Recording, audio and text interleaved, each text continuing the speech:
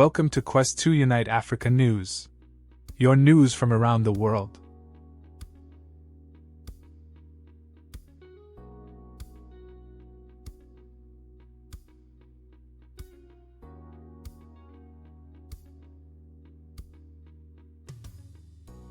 In a landmark development on the international stage, the International Court of Justice, ICJ, issued a series of provisional measures, marking a significant chapter in the ongoing conflict in Gaza.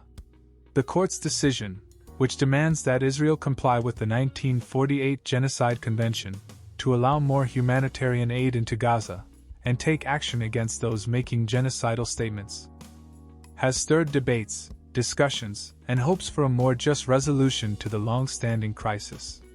The roots of this legal intervention trace back to South Africa's accusation against Israel, alleging genocide in Gaza.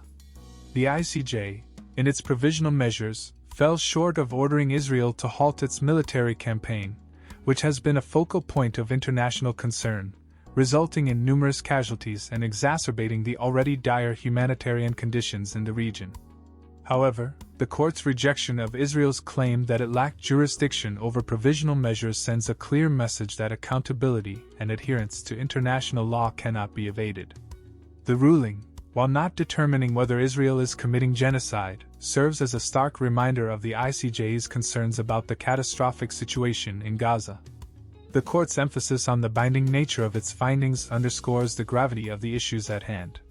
The Palestinian Authority welcomed the ruling, expressing that it breaks the cycle of what they perceive as Israel's culture of criminality and impunity. One key aspect of the ICJ's decision is its demand for increased humanitarian aid to Gaza. This call comes at a time when the region is grappling with severe shortages of essential supplies, contributing to a humanitarian crisis that has long been a focal point of global attention. While the ICJ lacks the direct power to enforce its interim ruling, experts believe that the decision could exert indirect influence on the situation in Gaza, bringing renewed international scrutiny to the ongoing conflict. It is crucial to note that the ICJ's ruling did not mandate Israel to stop its military campaign, a move that South Africa had specifically requested. The nuanced stance of the ICJ reflects the complex nature of the geopolitical dynamics at play and the challenges inherent in adjudicating matters of this magnitude. As the world watches and awaits further developments, the ruling is poised to shape not only the immediate trajectory of the conflict but also the broader discourse surrounding international law, human rights, and the responsibilities of nations in times of crisis. In conclusion, the ICJ's issuance of provisional measures in response to South Africa's accusations against Israel represents a significant juncture in the ongoing struggle for justice in Gaza. The decision, while not providing a definitive resolution, amplifies the voices of those advocating for accountability and adherence to international law. As the global community grapples with the implications of this ruling, the hope for a more peaceful and just future in the region remains a central theme in the narrative of this protracted conflict.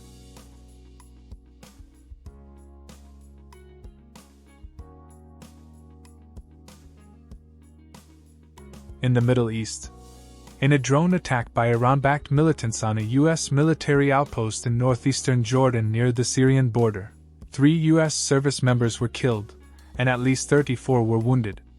This marks the first deadly strike against U.S. forces since the Israel-Hamas war in October, escalating tensions in the Middle East.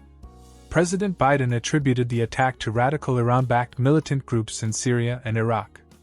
Iran denied involvement, citing conflicts between U.S. forces and regional resistance groups. The Islamic resistance in Iraq claimed responsibility. The attack is expected to heighten fears of broader conflict in the region. Since the Gaza conflict, U.S. forces have faced over 150 attacks by Iran-backed groups in Iraq and Syria, resulting in at least 70 casualties. Republicans criticized Biden's response, urging decisive military retaliation. A Hamas official linked the attack to Israel's actions in Gaza. The U.S. military specified that the attack occurred at a base in northeastern Jordan, identified as Tower 22.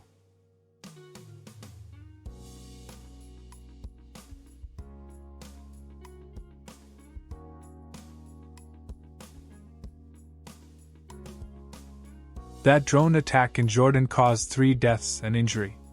In a drone attack on a U.S. military outpost in Jordan, 3 soldiers were killed: Sergeant William Rivers, 46, Specialist Kennedy Sanders, 24, and Specialist Breonna Moffett, 23, all from Georgia. More than 40 were injured as the drone struck a housing facility where many were sleeping. 8 evacuated personnel, including 3 to Landstuhl for follow-on care, and 5 expected to return to duty after assessment for mild traumatic brain injuries. The drone approached Tower 22 at the same time as an American drone returning, causing uncertainty and delaying the U.S. response. The enemy drone followed the American one, flying low to potentially evade air defenses. The origin is under assessment. This marked a significant escalation amid rising tensions, with 6 attacks reported since Friday. The U.S. believes an Iran-backed militia, possibly supported by Kataib Hezbollah, is responsible for the deadly drone attack. The U.S. has previously struck sites associated with this group in Iraq and targeted a member with alleged U.S. blood on his hands earlier this month.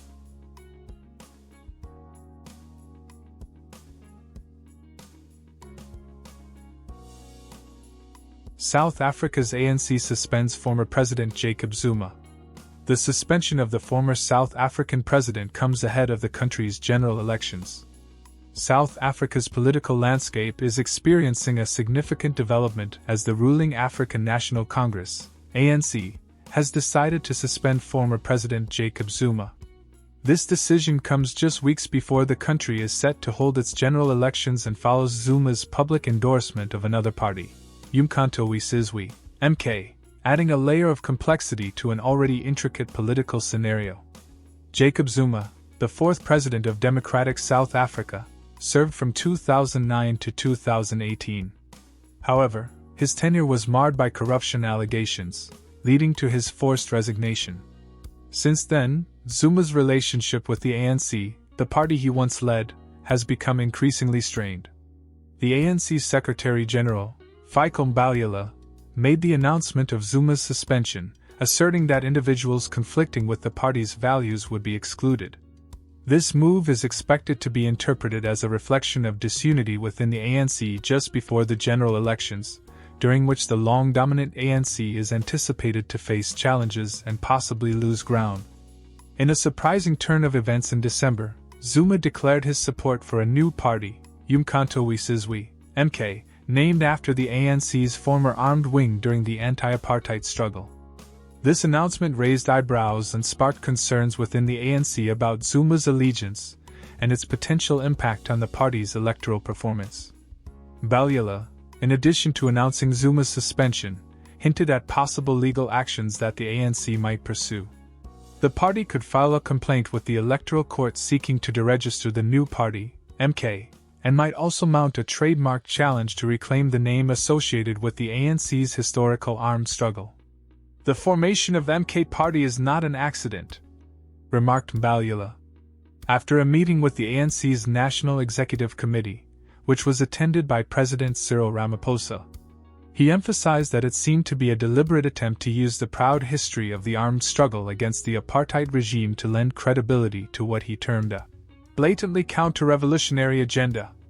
Zuma's suspension and the ANC's potential legal actions against MK underscore the internal challenges facing the ANC as it approaches the general elections. The move reflects broader issues within the party, including ideological differences and concerns about preserving its historical legacy.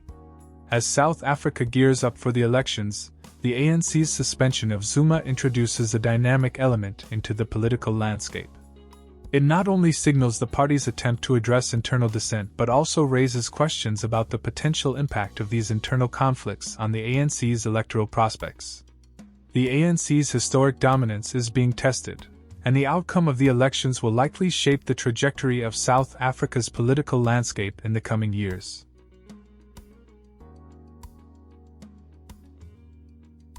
Thank you for watching. Join us again here on Quest to Unite Africa News, where we are connecting to the continent, one step at a time. Quest to Unite Africa is a 501c3 nonprofit organization organized under the laws of the state of Florida, with its principal office located in Florida. The purpose of this organization is the mobilization of critical infrastructure and resources to benefit the continent of Africa. If you have found this video interesting, don't forget to like, comment, share, and subscribe to our page at Quest to Unite Africa on YouTube.